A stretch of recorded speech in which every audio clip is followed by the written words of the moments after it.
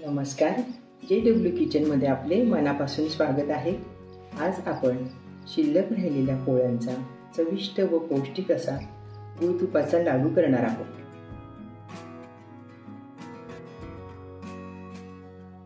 त्यासाठी येथे मी 4 पोळ्या घेतल्या आहेत। अर्धी वाटी गूळ सुरीने बारीक कापून घेतला आहे। साजूक तूप, थोडे काजू व बदामाचे काप, सुक्या खोबऱ्याचा किस, थोडी जायफळ पावडर व किंचित मीठ। प्रथम आपण आता पोळ्यांचे बारीक तुकडे करून घेऊ।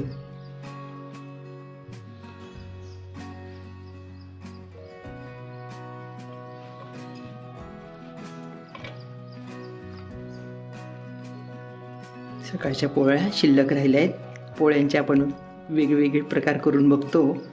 त्यात आता हा पारंपरिक पद्धतीने केलेला लाडू आपण आज बघणार आहोत। आपली आजी आई आपल्याला शाळेतून आल्यावर करून द्यायची। काही गोड खावंसं वाटलं की आपण पूर्वी असेच लाडू करून खायचो। तिखट चुरमाही छान लागतो पोळीचा।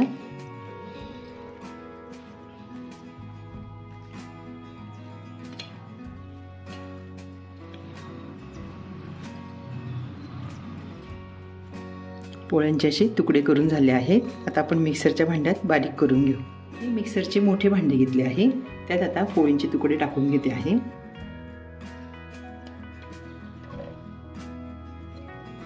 मिक्सरच्या भांड्यात आता आपण बारीक करून घेऊया।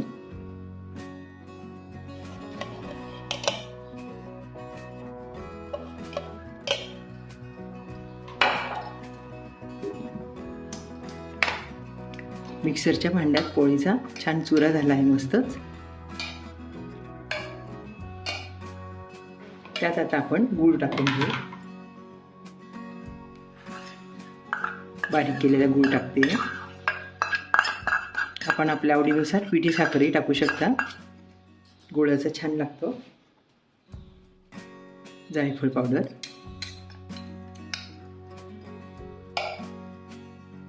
काही सर्व आपण अजून बारीक करून घेऊ। गूळ व पोळी छान मिक्स झाली आहे। आता आपण हा भुगा भांड्यात काढून घेऊ।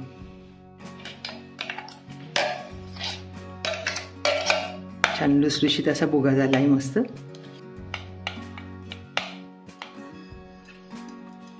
मी किंचितसे मीठ टाकते। गुळाच्या पदार्थात मिठाची चव छान लागते मस्तच। मिक्स करून घेऊ आपण। काजू बदामाचे काप टाकते। सुक्या खोबऱ्याचा किस,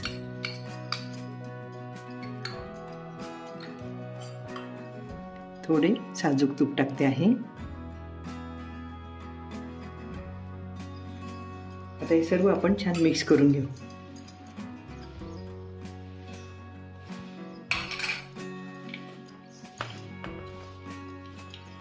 सर्व मिश्रण छान मिक्स करून झाले आहे। छान लुसलुशीत असा चुरमा झाला आहे हा मस्तच। आपण असंही खाऊ शकतो। आता आपण छान लाडू वळून घेऊ छोटे छोटे।